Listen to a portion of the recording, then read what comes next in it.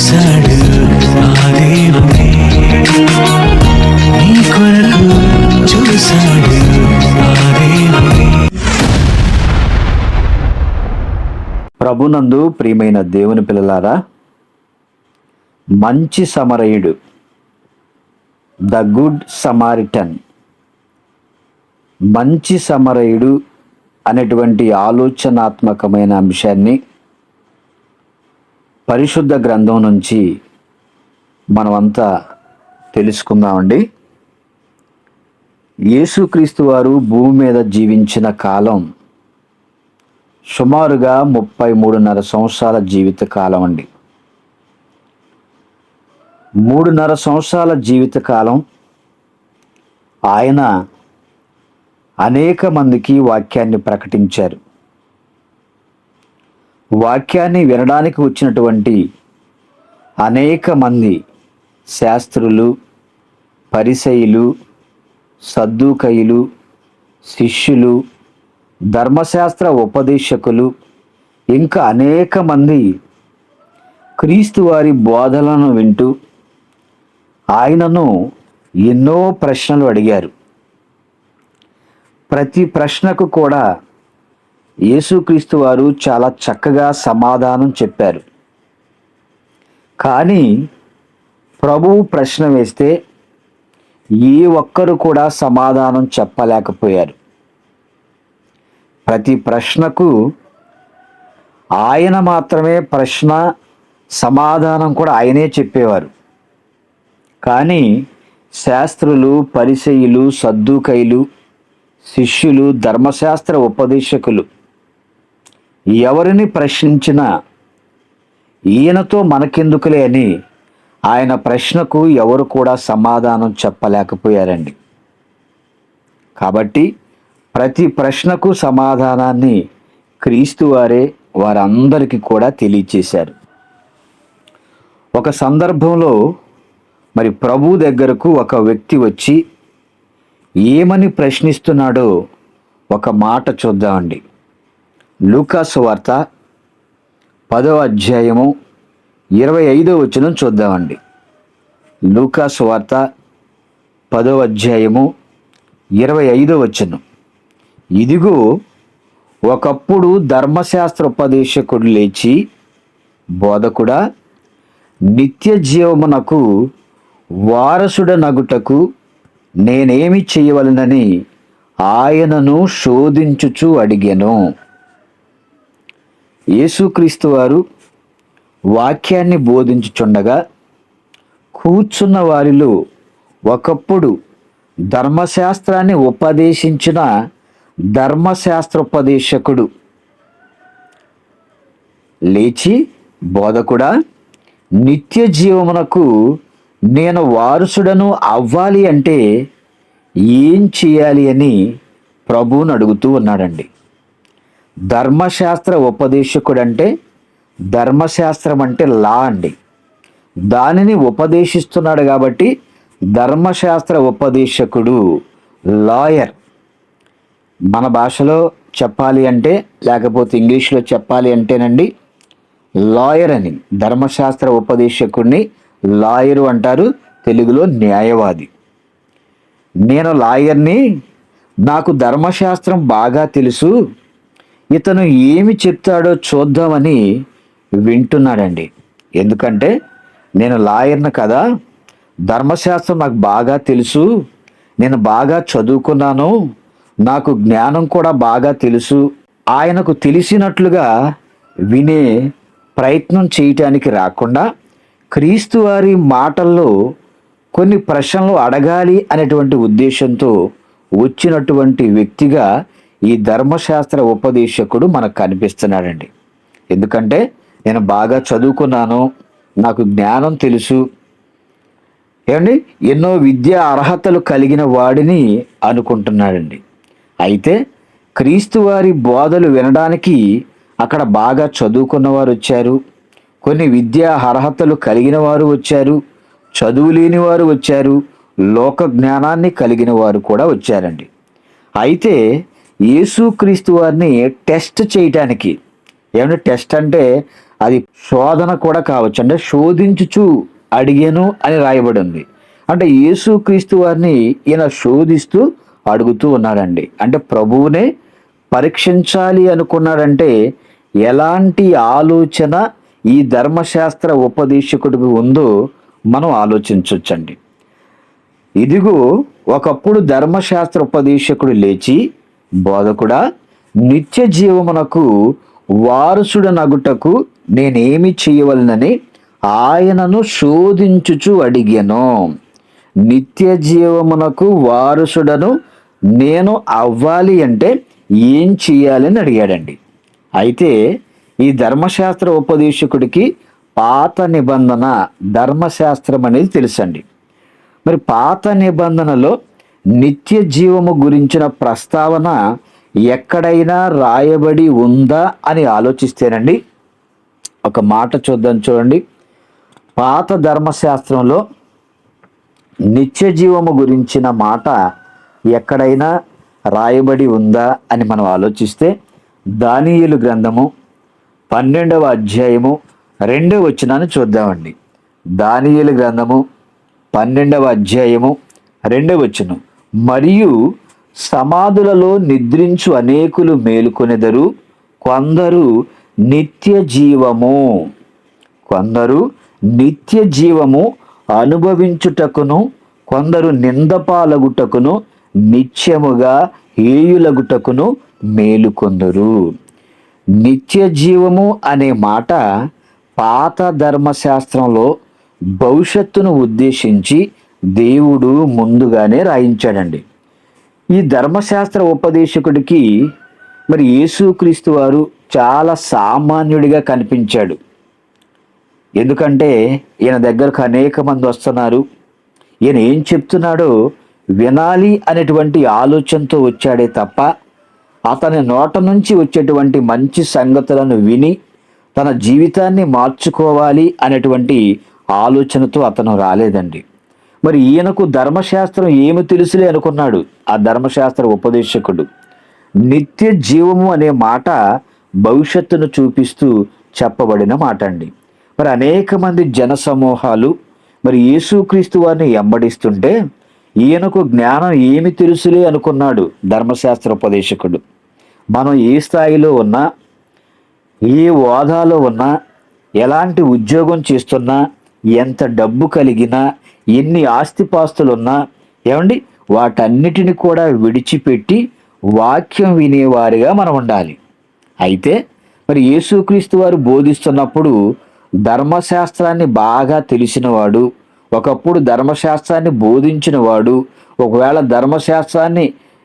ధర్మశాస్త్ర పండితుడిగా ఉన్నప్పటికీ క్రీస్తు వారు ఏం చెప్తున్నారో అనేటువంటి ఆలోచనతో వచ్చి ఆయన చెప్తున్న మాటలు వినేవాడిగా ఉండాలే తప్ప ఆయన మాటల్లో తప్పులు పట్టుకోవాలి, ఆయన మాటలకు మనం అనేక ప్రశ్నలు అడిగి ఆయనను ఇబ్బంది పెట్టించాలి అనేటువంటి మనసుతో వచ్చి వింటున్నట్లుగా ఈ ధర్మశాస్త్ర ఉపదేశకుడు మనకు కనిపిస్తూ ఉన్నాడండి. అంటే దేవుని సన్నిధికి వెళ్ళినప్పుడండి, వాక్యం ఎవరు చెప్తున్నా సరే చెప్పేవారిని మనం చూడకుండా వారి నోట నుంచి వచ్చే దేవుని మాటలు మనం జాగ్రత్తగా వినేవారిగా ఉండాలి. కానీ కొంతమంది వ్యక్తులను ప్రేమించి వాక్యం అంటారు కానండి, వాక్యాన్ని ప్రేమించి చెప్పబడుతున్న వారు ఎవరైనా ఆ వాక్యం మనతోనే మాట్లాడుతుంది అనేటువంటి మంచి ఆలోచనతో చాలామంది వాక్యం వినేవారుగా ఉండరండి. వ్యక్తులను ప్రేమిస్తే ఆ వ్యక్తి చెప్తేనే వాక్యం వింటారు, వాక్యాన్ని ప్రేమిస్తే ఎవరు చెప్పినా సరే వాక్యాన్ని వినేవారుగా ఉంటారు. అయితే మరి మహాజ్ఞానం యేసుక్రీస్తు వారిలో ఉందండి.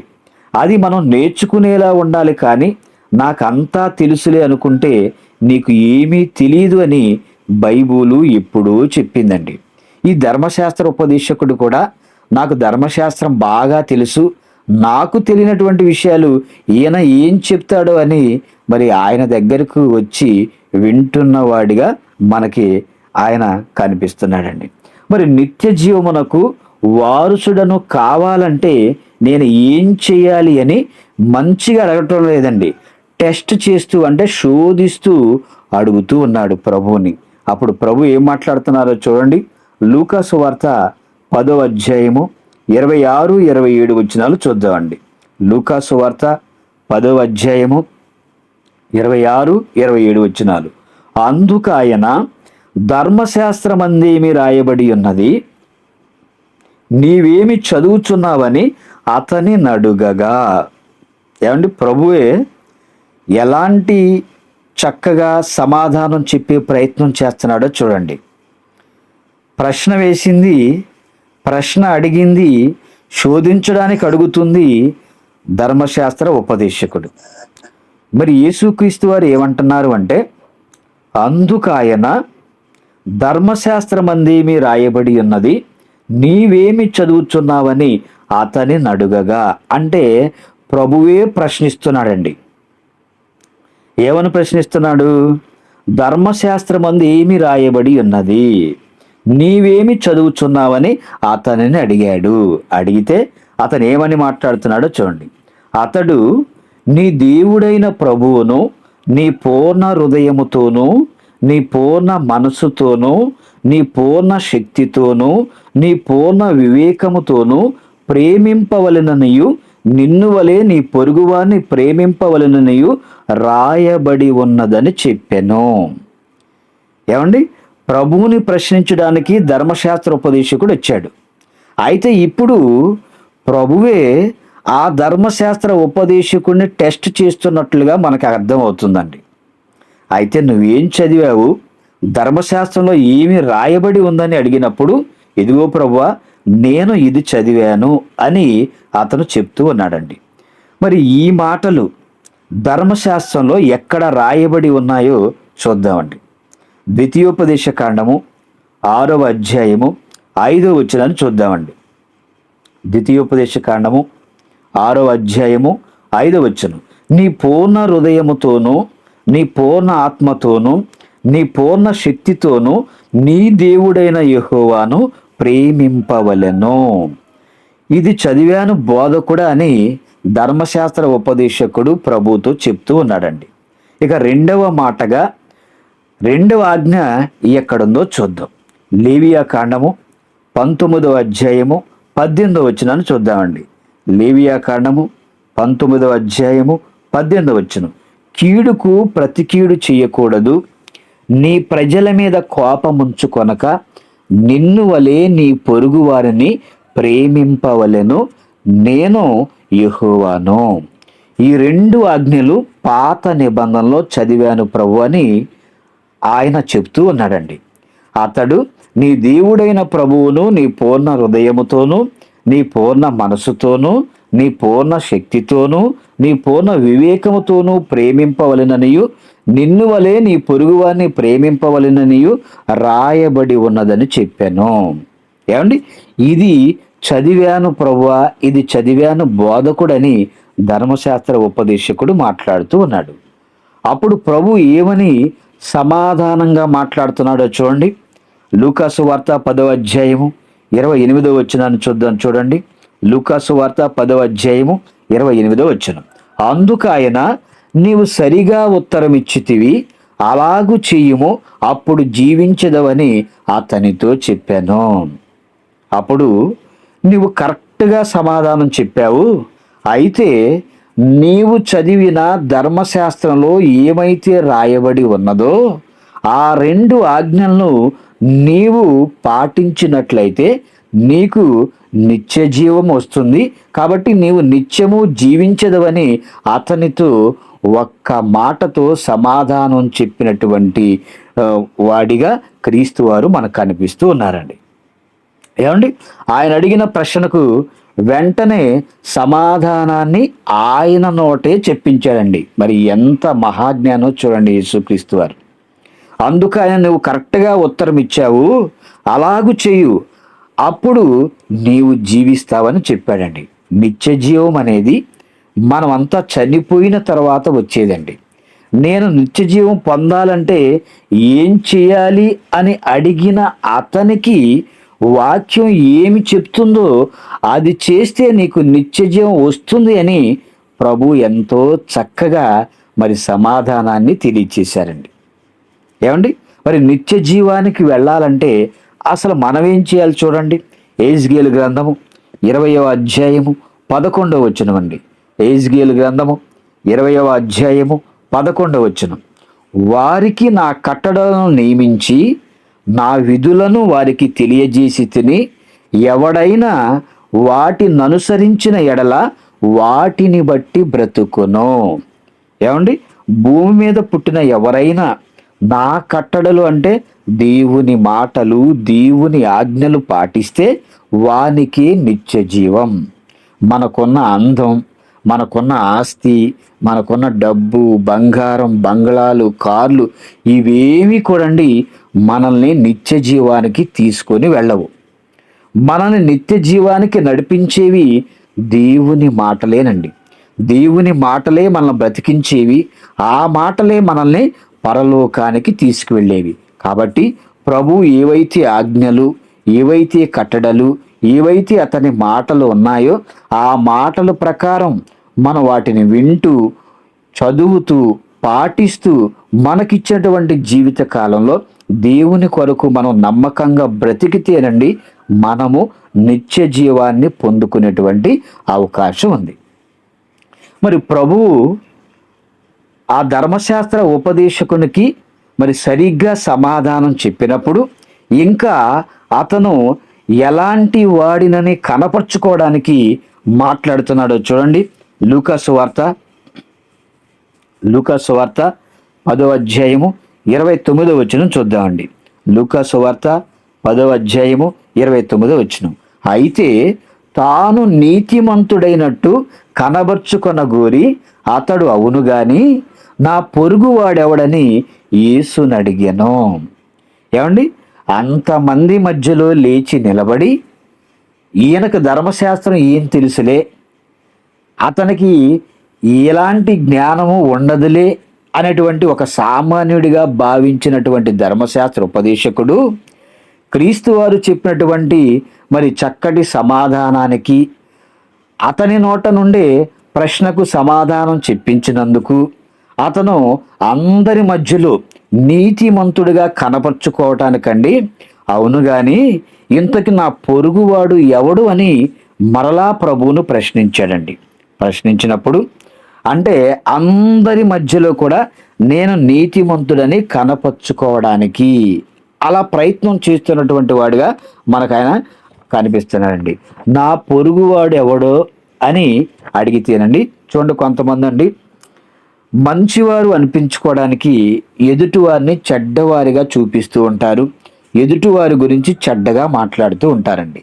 అలాగే ఈ వ్యక్తి కూడా నీతిమంతుడైనట్టు కనబరుచుకొనగోరి అతడు అవును గాని ప్రభువా ఇంతకు నా పొరుగువాడు ఎవడు అని మరలా యేసుక్రీస్తు వారిని ప్రశ్నించాడండి. మరి అందుకు సమాధానం చెప్పాలి కదండి.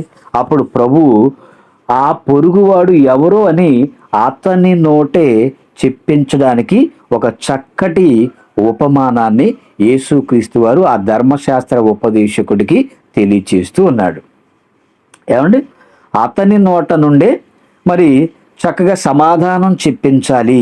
నా పొరుగువాడు ఎవడు అని నువ్వు అడిగావు కదా, ఆ పొరుగువాడు ఎవడో నేను నీకు చెప్తున్నానని ఒక చక్కటి ప్యారబుల్ ఉపమానాన్ని క్రీస్తు వారు చెప్తూ ఉన్నారు. ఆ సందర్భాన్ని మనం చూద్దామండి. లూకాసు వార్త 10వ అధ్యాయము 30వ వచనం చూద్దామండి. లూకాసు వార్త 10వ అధ్యాయము 30వ వచనం.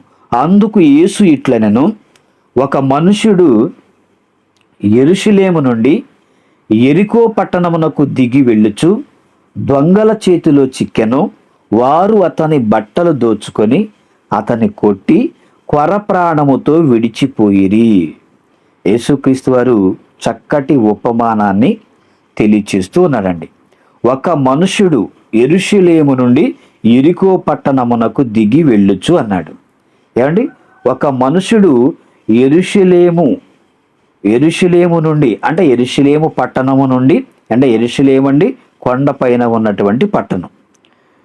యెరూషలేము నుండి యెరికో పట్టణమునకు దిగి వెళ్ళుచున్నాడంటే యెరూషలేము పైన ఉన్న పట్టణం, యెరికో పట్టణము మరి యెరూషలేముకి దిగువ భాగాన ఉన్నటువంటి పట్టణంగా ఇక్కడ మనకి అర్థమవుతుందండి. యెరూషలేము కొండపైన ఉన్న పట్టణం, ఎరికో కొండ దిగువన ఉన్న పట్టణం అండి. ఈ రెండు పట్టణాలకు మధ్య దూరం సుమారుగా అండి 17 మైళ్ళ దూరం అనేది ఉంటుంది. అంటే యోదయ దేశంలో యెరూషలేము అనేటువంటి పట్టణం ఉంది. ఆ యెరూషలేముకు కుడివైపండి యెరికో పట్టణం అనేది ఉంది. మరి అలాగూ ఒక మనుషుడు యెరూషలేము నుండి యెరికో పట్టణమునకు దిగి వెళ్ళుచు దొంగల చేతిలో చిక్కెను. వారు అతని బట్టలు దోచుకొని, ఏమండి, దొంగల చేతిలో చిక్కినప్పుడు అతని దగ్గర ఉన్నటువంటి బంగారమో లేకపోతే విలువైన వస్తువులో ఏవైనా దోచుకోవాలి, కానీ బట్టలు దోచుకొని అంటున్నాడండి. అంటే వారు అతని బట్టలు దోచుకొని అంటే ఆ రోజులండి బట్టలు సరిగ్గా ఉండేవి కాదండి. ఈ రోజులంటే ఎక్కడ చూసినా మనకి ఎన్నో షాపింగ్ మాల్స్ మనకి కనిపిస్తున్నాయి. మన ప్రాంతాల్లో, మన చుట్టుపక్కల ప్రాంతాల్లో మనం చూసినప్పుడండి ఎన్నో బట్టల షాపులు మనకు కనిపిస్తున్నాయి. ఎన్నో మోడల్స్ చిన్నపిల్లలకు, యూత్కి, ఏమండి, అనేక మందికి, అందరికీ కావలసినటువంటి, అందరికీ నచ్చినటువంటి బట్టలు, రకరకాల మోడల్స్ ఈరోజు మనకు కనిపిస్తున్నాయి. కానండి ఆ రోజులండి వేసుకోవడానికి 1-2 జతలు బట్టలు ఉండటం కూడా చాలా గొప్ప విషయం అండి.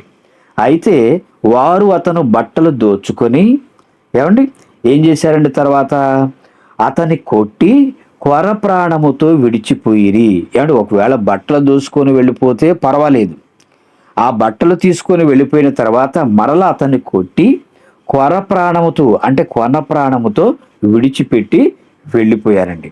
వెళ్ళిపోయినప్పుడు ఆ కొన ప్రాణంతో అక్కడ కొట్టుమిట్టాడుతూ ఉన్నాడు ఆ మనుషుడు.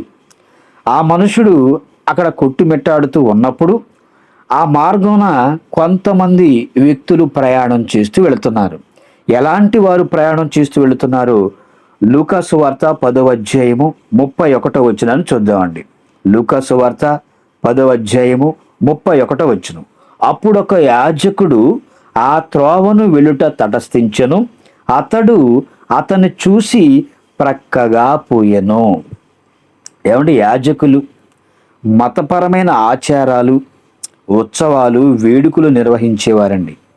దేవునికి ప్రజలకు మధ్య వారధులుగా ప్రజల తరపున దేవునికి ప్రార్థనలు చేసేవారు, బలులు అర్పించేవారండి. మరి యాజకులంటే మత పిచ్చి పట్టి మతం మత్తులో ఉన్నటువంటి వారండి. కానీ అతన్ని పట్టించుకొనకుండే యాజకుడు ఆ త్రోవనే వెళుచున్నాడు. కానీ అతను చూసి పక్కగా పోయాడండి. అంటే దేవుని సేవకుడు అంటేనే మంచి లక్షణాలు ఉన్నవాడు, మంచి మనసు కలిగిన వాడండి. అలాంటి మంచి లక్షణాలు, మంచి మనసు కలిగిన వాడే చూసి పక్కగా వెళ్ళిపోయారండి. అండ్ అందరి దృష్టిలో చూడండి, సేవకులంటే ఒక మంచి గౌరవం అనేది సమాజంలో ఉంటుంది. యాజకుడు అంటేనండి బోధించేవాడే కదా, బోధకుడే కదండి. అందరి దృష్టిలో మంచివాడు యాజకుడు. కానీ యాజకునికి మరి అతని పట్ల ప్రేమ కానీ జాలి కానీ కలగలేదండి. ప్రేమ కానీ జాలి కానీ కలగలేదు. కానీ చూశాడు, మనకెందుకులేని ప్రక్కగా వెళ్ళిపోయాడండి. అదే మార్గ మధ్యంలో మరొక వ్యక్తి వస్తున్నాడు. 32వ వచనాన్ని చూస్తే, అలాగుననే లేవీడొకడు ఆ చోటికి వచ్చి చూసి ప్రక్కగా పోయెను. ఏమండి, యాజకుడు చూశాడు, పక్కగా వెళ్ళిపోయాడు. లేవీడు చూశాడు, అతను కూడా పక్కగా వెళ్ళిపోయాడు. ఈ లేవీడు ఎవరు అని మనం ఆలోచిస్తేనండి, ఇజ్రాయేళ్ల 12 గోత్రాలలో లేవీ గోత్రం ఒకటి. మరి లేవీ గోత్రానికి చెందినటువంటి ప్రజలను మాత్రమే దేవుడు యాజకులుగాను, ప్రధాన యాజకులుగాను దేవుని సేవ చేయుటకు ఎన్నుకున్నాడండి. లేవీడు కూడా ఆ చోటికి వచ్చి చూసి ప్రక్కగా వెళ్ళిపోయాడండి. ఇక 33వ వచనంలో, అయితే ఒక సమరయుడు ప్రయాణమైపోవచ్చు అతడు పడియున్న చోటికి వచ్చి అతనిని చూసి అతని మీద జాలిపడి దగ్గరకు పోయి నూనెయు ద్రాక్షారసమును పోసి అతని గాయములను కట్టి తన వాహనము మీద ఎక్కించి ఒక పూటకోళ్ళ వాని ఇంటికి తీసుకొని పోయి అతన్ని పరామర్శించెను. అయితేనండి ఆ మార్గమున ఒక సమరయుడు, ద గుడ్ సమారిటన్, ఆయన ప్రయాణము చేయుచు అతడు పడియున్న చోటికి వచ్చాడంటండి. ఏమండి, యాజకుడు వెళ్ళాడు, చూశాడు, పక్కకి వెళ్ళిపోయాడు. లేవీయుడు వెళ్ళాడు, చూశాడు, పక్కకి వెళ్ళిపోయాడండి. కానీ సమరయుడు ప్రయాణం చేస్తూ అతడు పడి ఉన్న చోటికి వచ్చి అతన్ని చూశాడండి. చూసిన వెంటనే అతని మీద జాలిపడ్డాడు. అతని మీద జాలిపడ్డ వెంటనే దగ్గరికి వెళ్ళిపోయాడండి. దగ్గరికి వెళ్ళిపోయిన వెంటనే అతన్ని చూసి ఏమండి నూనెయు ద్రాక్షారసమును పోసి అతని గాయములను కట్టి తన వాహనం మీద ఎక్కించుకొని ఒక పూటకోళ్ల వాని ఇంటికి తీసుకొని పోయి అతన్ని పరామర్శించెను. ఏమండి సమరయులంటే ఇజ్రాయేలు దేశంలో సమరయ్య ప్రాంతానికి చెందిన ప్రజలండి సమరయులు. యూదులకు సమరయులంటే పడదు. మరి యూదులు వారిని చిన్న చూపు చూసేవారండి. ఈరోజు సమాజంలో అగ్రకులాలు అని చెప్పుకుంటున్నటువంటి వారు తక్కువ కులాల వారిని ఏ విధంగా చిన్న చూపు చూస్తున్నారో ఆ రోజుల్లో యూదులు కూడా గొప్ప జాతిగా ఉంటున్న వారు మిగతా జాతుల వారిని చాలా చిన్న చూపు చూసేవారండి. అలా చిన్న చూపు చూస్తున్నటువంటి వారిలో సమరయులు ఒకరండి. మరి వారిని వివాహాలు చేసుకోరు. సమరయులు తక్కువ జాతి వారని వారి మధ్య మంచి సంబంధాలు ఉండేవి కావండి. మరి సమరయుడు ప్రయాణమైపోవచ్చు. అతడు పడి ఉన్న చోటుకి వచ్చి అతన్ని చూసి అతని మీద జాలిపడి దగ్గరకు పోయండి నూనెయు అన్నాడండి. ఏమంటే నూనె అంటే అది నొప్పిని బాధను తగ్గించడానికి ఆ రోజుల్లో నూనె ఉపయోగించేవారండి. అదేవిధంగా రాజులను అభిషేకించడానికి కూడా నూనెను ఉపయోగించేవారు. అదేవిధంగా ద్రాక్షారసం అండి, ద్రాక్షారసం ఔషధంగా కూడా ఉపయోగపడుతుంది. ఆనాడు ద్రాక్షరసాన్ని ఔషధంగా ఉపయోగించేవారు. ఏమంటే నూనెయు ద్రాక్షరసమును పోసి అతని గాయములను కట్టి తన వాహనము 108 కాదండి. ఏమండి ఆ రోజుల్లో గాడిదలు, ఒంటెలు, గుర్రాలు అలా ఉండేవి. అయితే ఎక్కువగా గాడిదలను ఉపయోగించేవారండి. అతని గాయములను కట్టి తన వాహనము మీద ఎక్కించి ఒక పూటకోళ్ళవాని ఇంటికి తీసుకొని పోయి అతని పరామర్శించెను. ఈనాడు మనకి ఏదైనా ప్రమాదం జరిగినప్పుడు మనకు అత్యవసరం అయినప్పుడండి వెంటనే 108కి ఫోన్ చేస్తే మరి వాళ్ళు రావడం మనల్ని హాస్పిటల్కి తీసుకెళ్తూ ఉన్నారు. మరి ఆ రోజుల్లో నుండి మరి అతనికి ఉన్నటువంటి వాహనం మీద అతన్ని తీసుకొని వెళ్ళి ఒక పూటకోళ్ళవాని ఇంటికి తీసుకొని వెళ్ళి అతన్ని పరామర్శించాడండి. అంటే సమరయుడిలో ఉన్నటువంటి మంచి మనసు మనకు అర్థమవుతుందండి. అంటే యాజకుడు వలె లేవీయుడి వలె అతన్ని చూసి తప్పుకొని వెళ్ళిపోకుండా అతన్ని ప్రేమించి అతని మీద జాలిపడి వచ్చినటువంటి వాడిగా ఈ సమరయుడు మనకు కనిపిస్తున్నాడండి. ఆయన చేసినటువంటి కొన్ని విషయాలు చూడండి, అక్కడ ఎలాంటి మంచి మనసుతో ఇలా చేశాడో మనం ఆలోచిస్తే అతన్ని చూశాడండి, అతని మీద జాలిపడ్డాడు, దగ్గరికి పోయాడు, నూనె పోశాడు, ద్రాక్షరసాన్ని పోశాడు, అతని గాయములు కట్టాడు, తన వాహనం మీద ఎక్కించుకున్నాడు, పూటకోళ్ళవాని ఇంటికి తీసుకొని పోయి అతన్ని పరామర్శించాడు. అంటే 8 విషయాలు చక్కగా అతనిలో మనకి ఆ గాయపడ్డటువంటి వ్యక్తికి, కొన ప్రాణంతో ఉన్నటువంటి వ్యక్తికి మరి ఇలాంటి లక్షణాలు కలిగి ఉన్నటువంటి మరి ఒక మంచి సమరయుడు మనకు కనిపిస్తూ ఉన్నాడండి. ఏమంటే యాజకులు గొప్పవారిగా పిలువబడుతున్నారు, లేవీలు కూడా గొప్పవారిగానే పిలువబడుతున్నారు. కానీ సమరయులు తక్కువ జాతి వారిగా పిలువబడుతుంటే ఆ సమరయులలో ఒకడే చక్కగా ఆ గాయపడి కొర ప్రాణంతో ఉన్నటువంటి అతనికి సహాయము చేసిన వాడిగా మనకు కనిపిస్తున్నాడండి. 35వ వచనాన్ని చూస్తే, మరునాడు అతడు 2 దేనారములు తీసి ఆ పూటకోళ్ళ వానికిచ్చి ఇతని పరామర్శించుము, నీవింకేమైనను ఖర్చు చేసిన ఎడల నేను మరలా వచ్చినప్పుడు అది నీకు తీర్చెదనని అతనితో చెప్పిపోయాను. ఎంత మంచి మనసు కలిగి ఉన్నాడో చూడండి. ఏమండి ఆయన ముందుగా పరామర్శించాడు. మరునాడు అతడు 2 దేనారములు, దేనారం అనగా ₹1 అండి, 2 దేనారములు అంటే ₹1 అని, ఆ రూపాయి తీసి ఆ పూటకోళ్ళ వానికి ఇచ్చి ఇతన్ని పరామర్శించము, ఇంకేమైనాను ఖర్చు చేసిన ఎడల నేను మరలా వచ్చినప్పుడు అది నీకు తీర్చెదనని అతనితో చెప్పిపోయాను అండి. ఏమండి ఇంత మంచి మనసు కలిగినటువంటి సమరయుడు మనకు కనిపిస్తున్నాడు. కాగా దొంగల చేతిలో చిక్కిన వానికి ఈ ముగ్గురిలో ఎవరు పొరుగువాడాయనని నీకు తోచుచున్నదని యేసు అడుగగా అతడు అతని మీద జాలి పడినవాడే అనేను. ఏమండి, ప్రశ్నించాడు ధర్మశాస్త్ర ఉపదేశకుడు, లాయర్. అతను ప్రశ్నకు క్రీస్తు వారు చక్కటి ఉపమానాన్ని చెప్పారండి. ఈ ఉపమానంలో నీకు ఎవరు పొరుగువాడిగా కనిపిస్తున్నారని మరలా అతన్నే ప్రశ్న వేశాడండి. ఆ ప్రశ్నకు అతని నోటే సమాధానం చెప్పించబోతున్నాడు. ఏమని అడుగుతున్నాడండి? కాగా దొంగల చేతిలో చిక్కిన వానికి ఈ ముగ్గురిలో ఎవరు పొరుగువాడాయనని నీకు తోచుచున్నది అని యేసు అడుగగా అతడు అతని మీద జాలి పడినవాడే అని అన్నాడు కానండి, సమరయుడు అని మాట్లాడలేదండి. ఎందుకంటే సమరయుడు మాట కూడా తన నోట రాకూడదు అన్నట్లుగా, వాళ్ళు తక్కువ జాతి వారు అన్నట్లుగా అండి, జాలి పడినవాడే అన్నాడు తప్ప సమరయుడు అని అతను చెప్పలేదండి. అంటే దొంగల చేతిలో చిక్కిన వీనికి ఎవరు పొరుగువాడని అతని నోట నుండి సమాధానం చెప్పిస్తున్నాడు. జాలి పడినవాడే అంటున్నాడు కానీ సమరయుడని అనలేదు. అంటే తక్కువ జాతి వాని పేరు కూడా చెప్పలేదండి ధర్మశాస్త్ర ఉపదేశకుడు. అంటే సమరయులకు యూదులకు పడదు అనేటువంటి విషయం మనకి చాలా చక్కగా అర్థమవుతుంది. అయితే ఒకప్పుడు యేసుక్రీస్తు వారు 12 మంది శిష్యుల్ని వాక్యాన్ని ప్రకటించడానికి మరి పంపుచున్నప్పుడండి, వారికి ఏమని చెప్పి పంపిస్తున్నారో ఒక మాట చూడండి. మత్తయి సువార్త 10వ అధ్యాయము 5-6 వచనాలు చూద్దామండి.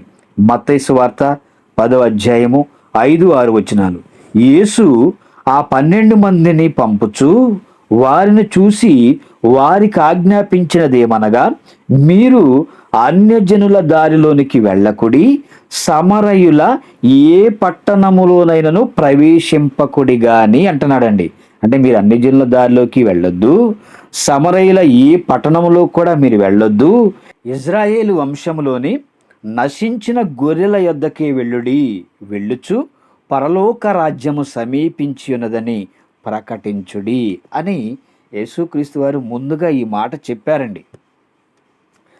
అయితే ఇజ్రాయేలు వంశంలో ఎవరైతే నశించిన గొర్రెలు అంటే నశించినటువంటి వారు ఉన్నారో వారి యొద్దకే మీరు వెళ్ళి పరలోకము సమీపించి ఉన్నది కాబట్టి మీరు వాక్యాన్ని విని మారు మనసు పొందండి అని ప్రకటించమని యేసుక్రీస్తు వారు ఆ 12 మంది శిష్యులను పంపించాడండి.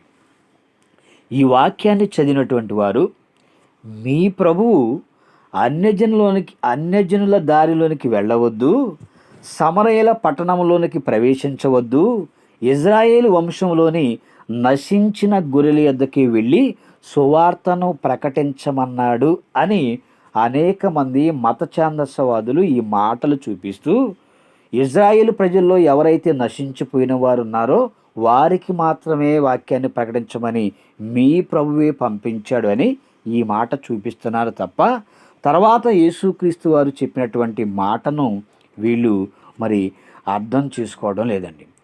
మీ ప్రభు ఏంటి పాపులతో సుంకరులతో కలిసి భోజనం చేస్తున్నాడని కొంతమంది పరిసయ్యులు కూడా మాట్లాడుకుంటూ ఉన్నారండి. ఏమంటే మత్తయి సువార్త 9వ అధ్యాయము 10-11 వచనాలు చూద్దామండి. మత్తయి సువార్త 9వ అధ్యాయము 10-11 వచనాలు. ఇంటిలో భోజనమునకు యేసు కూర్చుండి ఉండగా ఇదిగో సుంకరులను పాపులను అనేకులు వచ్చి ఆయన శిష్యుల యొద్దను కూర్చుండిరి.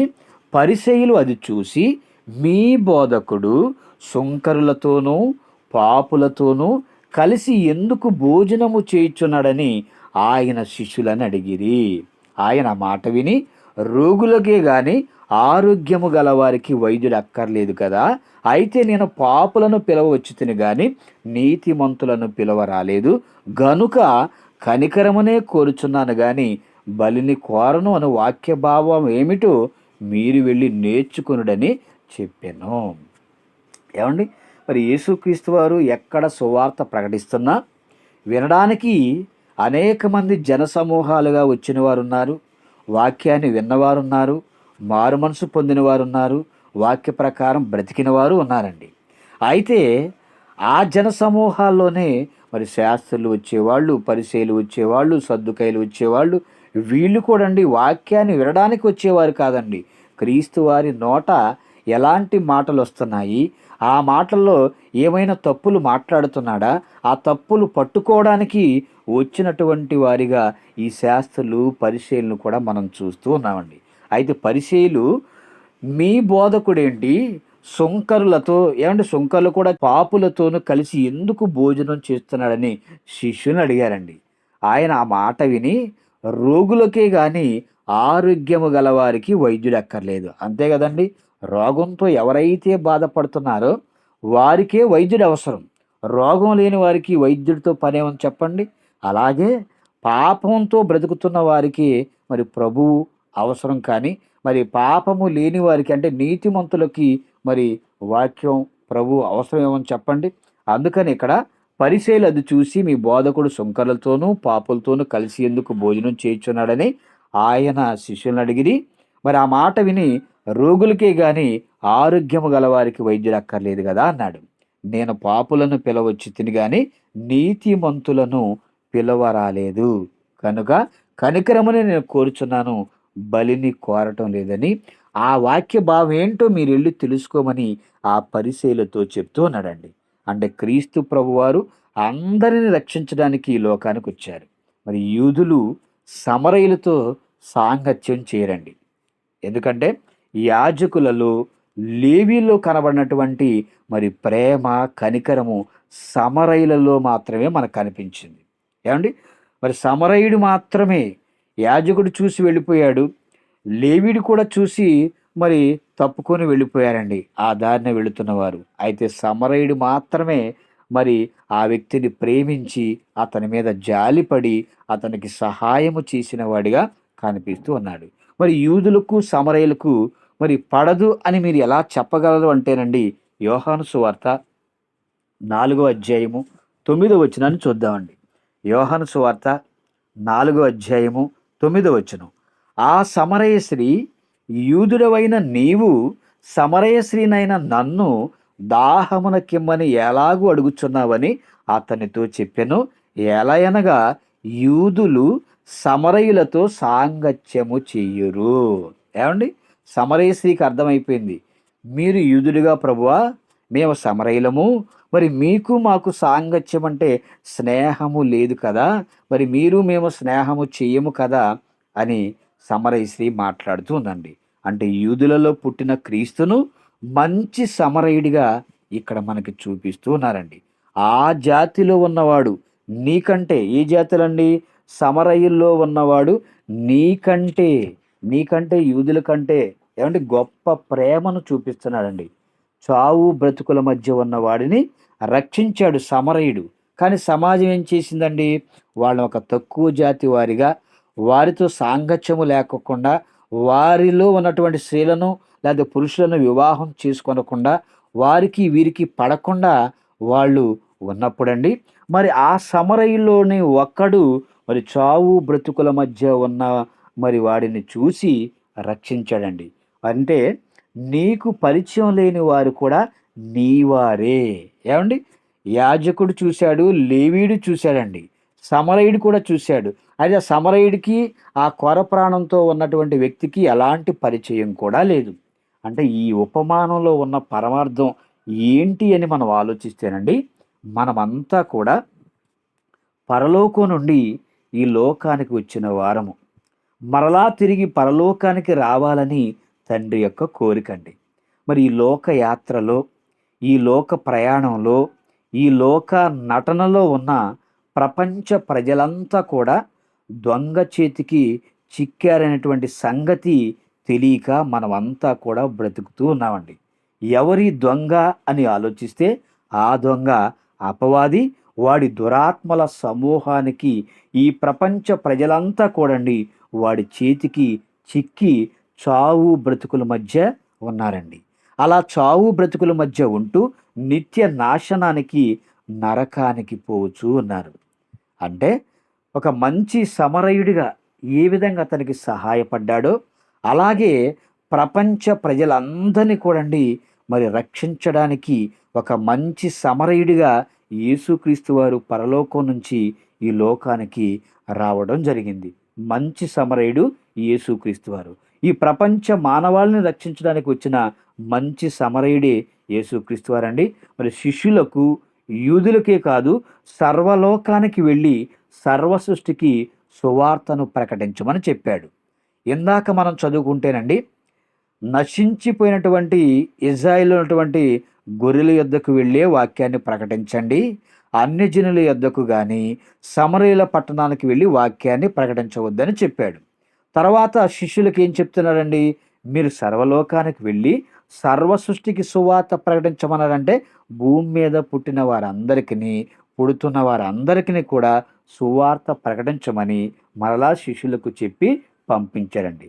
యూదులకు, ఇజ్రాయేలుకే కాకుండా నీ ఊరు వారికి, లేకపోతే నీ సంఘం వారికి, నీ చుట్టుపక్కల ఉన్నవారికి కాకుండా అందరికీ కూడా వాక్యాన్ని ప్రకటించుడి, ఒక మంచి సమరయుడులా అని యేసుక్రీస్తు వారు శిష్యులను సమాజంలోనికి పంపించాడండి. ఏమండి, మరి పరిచయం ఉన్నవారైనా లేనివారైనా వారికి మనం సువార్త చెప్పాలి. ఈ ప్రేమండి క్రీస్తులో ఉంది. అపోస్తులనే కాదు, మనందరిలో కూడా అలాంటి ప్రేమను అనేక మంది వారి పట్ల మనం చూపించాలని, క్రీస్తు ప్రేమ, అపోస్తులో ఉన్న ప్రేమ, పౌలుగారిలో ఉన్నటువంటి ప్రేమ, ఏమండి వాళ్ళు అనేక మందిని ప్రేమించి వాక్యాన్ని చెప్పారండి. మనం కూడా ఈరోజు మన చుట్టుపక్కల ఉన్న వారందరినీ కూడా ప్రేమించి మనము కూడా వాక్యాన్ని చెప్పేవారుగా ఉండాలి. ప్రమాదంలో ఉన్నవారే నీ పొరుగువారు. ప్రమాదం అంటేనండి, పాపము అనేటువంటి ప్రమాదంలో పడి నశించిపోతూ నరకానికి వెళ్ళిపోతున్న ప్రతి ఒక్కరు కూడా అండి ప్రమాదంలో ఉన్నవారే. ఆ ప్రమాదంలో ఉన్న ప్రతి ఒక్కరు కూడా మనకు పొరుగువారే. అంటే పాపంలో ఉన్న ప్రతి ఒక్కరినండి వారి మీద మనం జాలిపడి వారికి వాక్యాన్ని బోధించాలి. ఎలా బోధించాలి? యేసుక్రీస్తు వారు ఎలా ప్రకటించారు, అపోస్తలులు ఎలా ప్రకటించారు, పౌలు గారు ఎలా ప్రకటించారు, ఏమంటే మనం కూడా అండి మరి ప్రమాదంలో ఉన్న ప్రతి ఒక్కరికి కూడా వాక్యాన్ని ప్రకటించేవారిగా ఉండాలి. మరి యేసుక్రీస్తు వారిని యూదులు ఎవరితో పోల్చారో చూడండి. యేసుక్రీస్తు వారిని యూదులు ఎవరితో పోల్చారంటే యోహాను సువార్త 8వ అధ్యాయము 48వ వచనాన్ని చూద్దామండి. యోహాను సువార్త 8వ అధ్యాయము 48వ వచనం. అందుకు యూదులు, నీవు సమరయుడువును, దయ్యము పట్టిన వాడవును అని మేము చెప్పు మాట సరియే కదా అని ఆయనతో చెప్పగా. ఏమంటున్నారండి యూదులు? సమరయుడువు అంటే, సమరయుడు అంటే ఆ రోజుల్లో వాళ్ళు తక్కువ జాతి కులస్తులుగా చూసేవాళ్ళు. ఏమండి, అయితే అందుకు యూదులు, నీవు సమరయుడు. నిజంగా యేసుక్రీస్తు వారు సమరయుడేనండి. ఎందుకంటే ప్రపంచ మానవాళ్ళందరి కొరకు తన ప్రాణం పెట్టి పాపం నుంచి మనందరికీ విడుదల కలిగించాడండి. కాబట్టి యేసుక్రీస్తు వారు నిజంగా మంచి సమరయుడేనండి. ఏమంటే దయ్యము పట్టినవాడండి, కానీ ఇతనుకు దెయ్యం పట్టలేదండి. ఎవరైతే ఇతను అన్నారో వారందరికీ కూడా దెయ్యం పట్టిన వారిగా వారున్నారు. ఏమండి, ఆయన మంచి ఏమండి, అందుకు యూదులు, నీవు సమరయుడువును, దయ్యము పట్టిన వాడువును అని మేము చెప్పిన మాట సరియే కదని అతనితో చెప్పారండి. ఏమండి, నీ పొరుగు వాని మీద జాలి పడుతున్న మనుషుల్లోనండి ఈనాడు కూడా చాలా మందిలో మార్పు అనేది రావట్లేదు. మనం పొరుగువారి మీద జాలిపడి వాళ్ళు పాపంలో పడి నశించిపోతున్నారు, చెప్పిన మాట వినటం లేదని మనం వాళ్ళ ప్రేమించి వాక్యాన్ని చెప్పే ప్రయత్నం చేస్తుంటే, వాళ్ళలో మారు మనసు కలిగించి బాప్తీసం తీసుకొని సంఘంలో చేర్చబడి పరిశుద్ధులుగా, నీతిమంతులుగా ఈ లోకంలో బ్రతికి పరలోకానికి వెళ్ళాలని ఆశ కలిగి మనం అనేక మందికి వాక్యాన్ని ప్రకటిస్తూనండి చాలామంది ఎంత వాక్యం మరి వింటున్నా సరే వాళ్ళ జీవితాలలో మార్పు రాని వారికి ఎప్పటికీ కూడా చాలామంది మనకు కనిపిస్తూ ఉన్నారండి. నీ పొరుగువాని మీద జాలిపడి, ఏమండి మనం జాలిపడుతున్నా వాళ్ళలో ఎలాంటి మార్పు రావట్లేదండి. ఏమండి, నీ పొరుగువాని మీద జాలి పడక నీ పొరుగువారిని తిరస్కరిస్తే వారి గురించి కూడా దేవుడు ఒక చక్కటి మాటను రాయించాడు. చూడండి, సామెతల గ్రంథము 14వ అధ్యాయము 21వ వచనం చూద్దామండి. సామెతల గ్రంథము 14వ అధ్యాయము 21వ వచనం. తన పొరుగువాన్ని తిరస్కరించువాడు పాపము చేయువాడు బీదలను కటాక్షించువాడు ధన్యుడు. ఎవరు నీ పొరుగువారు? పాపం అనే ప్రమాదంలో చిక్కుకొని నిత్య నాశనానికి వెళ్ళే ప్రతివాడు కూడండి మనకు పొరుగువాడే. ఏమండి? నా ఇంటి పక్కన ఉన్నవాళ్ళు, ఏమంటే మన ఇంటి ముందు ఉన్నవాళ్ళు, మన ఊరు పక్కన ఉన్నవాళ్ళు, ఏమంటే మన జిల్లా పక్కన, మన రాష్ట్రం పక్కన, మన దేశం పక్కన ఉన్నవాళ్ళు, ఏమండి అందరూ కూడా మన పొరుగువారేనండి. ఎవరైతే పాపంలో పడి నశించిపోతున్నారో వాళ్ళంతా కూడా మనకి పొరుగువారండి. తన పొరుగువారిని తిరస్కరించువాడు పాపము చేయువాడంటండి. తన పొరుగువాడు ఏమైపోతే నాకేంట్లని, ఏమంటే తన పని తను చేసుకునేవాడు కూడా అంటండి పాపము చేయువాడేనంట. బేదలను కటాక్షించువాడు ధన్యుడు అన్నాడండి. ఏ విషయంలో అండి? వాక్య విషయంలో ఏమండి బీదలుగా ఉన్న వారిని మనం కటాక్షించాలి. ఈనాడు సమాజంలో బీదలు అనేక మంది ఉన్నారు.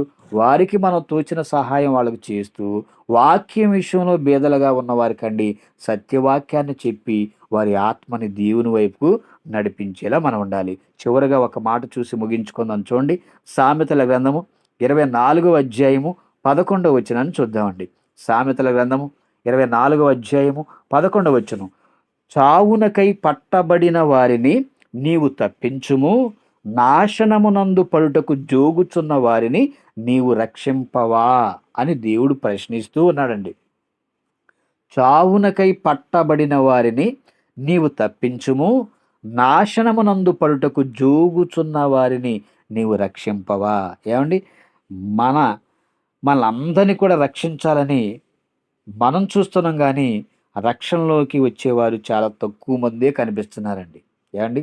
ప్రతిరోజు చక్కగా క్రమం తప్పకుండా వేకువజామున దేవుని మాటలు, ఏమంటే అనేక మంది చక్కగా దైవ సేవకుల ద్వారా ఎన్నో ప్రసంగాలు అనేక మందికి ప్రకటించబడుతున్నాయి. ఎందుకంటే ప్రతి ఒక్కరు కూడా రక్షణలోకి రావాలని, వాక్యాన్ని విని మారుమనసు పొందాలని, బాప్తిస్మం తీసుకోవాలని. దీనిని ఆలస్యం చేసిన వాక్యాన్ని విన్న మనం బాప్తిస్మానికి సిద్ధపడకపోతేనండి ఏ క్షణాన ఏమి సంభవించునో ఎవ్వరికీ తెలియదండి. ఏమంటే మన కళ్ళ ముందే చాలామంది బాప్తిస్మం లేక చనిపోతూ ఉన్నారు. ఏమండి? చనిపోయిన ప్రతి ఒక్కరూ తప్పకుండా నిత్య నరకానికి వెళ్ళిపోతారండి. మరి ఎంత వాక్యాన్ని విన్న మనం ఇంకా బాప్తిస్మానికి సిద్ధపడటం లేదు అంటేనండి మనం ఇంకా ఈ లోకంలో ఏదో ఆశిస్తున్నాం. మన మనసులో ఉన్నటువంటి ఇంకా ఏవో కోరికలు, ఏమండి ఏవో ఇంకా అనుభవించాలని, ఏవో ఇంకా సంపాదించుకోవాలనేటువంటి ఆలోచన ఈరోజు కలిగి ఉంటున్నారే తప్ప చావునకై పట్టబడిన వారిని నీవు తప్పించుము, నాశనమునందు పడుటకు జోగుచున్న వారిని నువ్వు రక్షింపవా అని దేవుడు ప్రశ్నిస్తున్నప్పుడండి, ఏమండి సేవకులుగా వారి బాధ్యత వారు చేస్తున్నారు. వింటున్న విశ్వాసులుగా మనం ఏం చేయాలో కనీస జ్ఞానం అనేది మనకు కూడా ఉండాలండి. ఏమంటే చావుకై పట్టబడిన నరకానికి పోచున్న వారిని మంచి సమరయుడిగా మారి నీవు నేను మనమంతా కూడా రక్షించాలండి. ఏమండి? అందుకని దేవుడండి బలవంతులను, మేము గొప్పవారిమి అని చెప్పుకున్నటువంటి వారిని సిగ్గుపరచడానికండి బలహీనులను దేవుడు ఎన్నుకున్నాడండి. అలాగే మరి మరియ కూడండి ఉత్తమమైన దాన్ని ఎంచుకుందండి. ఉత్తమమైనది ఏంటండి? వాక్యం. దేవుని వాక్యాన్ని మరీ ఎంచుకున్న దానిగా మనకి బైబిల్ చరిత్రలో కనిపిస్తుంది. మార్త విస్తారమైనటువంటి పనులు పెట్టుకున్న దానిగా కనిపిస్తుందండి. మరి మనం ఎలా ఉండాలి చెప్పండి? ఏమంటే ఉత్తమమైనది వాక్యం కాబట్టి ఆ ఉత్తమమైన దాన్ని మరియ ఎంచుకున్నది. మనం కూడా ఉత్తమమైనది వాక్యం. ఆ వాక్యమే మనల్ని బ్రతికించేది. ఆ వాక్యమే మనల్ని నిత్య జీవానికి నడిపించేదండి. మరి అలాంటి ఉత్తమమైన వాక్యాన్ని మనం కూడా ఎంచుకోవాలండి. మరి మార్త వలె మనం కూడా ఎప్పుడు ఉద్యోగాలని, పనిబాటులని, వ్యాపారాలని, ఏమంటే విశ్రాంతి లేకుండా ఎంత కష్టపడినండి మనం సంపాదించిన ఏది కూడా మనం తీసుకొని వెళ్ళలేమని మనకు తెలుసు. అయినా సరే సంపాదన అనేటువంటి మాయలో పడిపోయి చాలామంది మరి విస్తారమైన పనులతో దేవుణ్ణి దూరం చేసుకుంటున్నటువంటి వారు కూడా మనం చూస్తున్నామండి. ఏమండి? ఆదివారం ఆరాధనకు కూడా వెళ్ళని వారు మనలో చాలామంది ఉన్నారండి.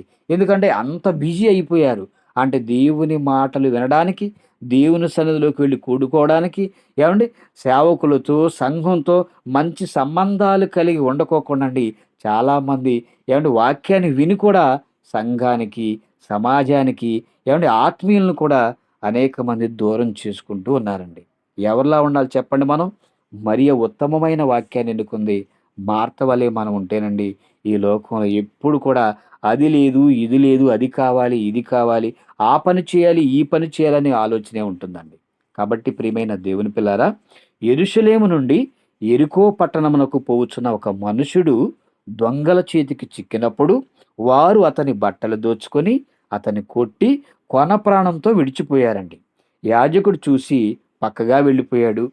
లేవీడు చూసి అతడు కూడా పక్కగా వెళ్ళిపోయాడండి. సమరయుడు చూసి అతని మీద జాలిపడ్డాడు. మనం కూడా అండి మంచి సమరయుడిగా అనేకుల పైన జాలిపడి వాక్యాన్ని ప్రకటించాలి. ఆ మంచి సమరయుడు క్రీస్తు ప్రభువారుగా మనకు కనిపిస్తున్నారు. ఏమండి ఎలాంటి కులము, మతము, జాతి, వర్ణం, వర్గం అనేటువంటి తారతమ్యాలు చూడకుండా అందరికీ మనం సువార్త ప్రకటించాలండి. నాశనానికి, నరకానికి పోవుచున్న వారి పట్ల జాలి కలిగే ప్రతివారు మంచి సమరయుడే. ఏమండి? నాశనానికి పోతున్నటువంటి వారిని, పాపంలో పడి నశించిపోతున్నటువంటి వారిని ఏవండి వారి మీద జాలి కలిగి మరి వాక్యాన్ని ప్రకటించే ప్రతివారు కూడా మంచి సమరయుడేనండి. ఏవండి?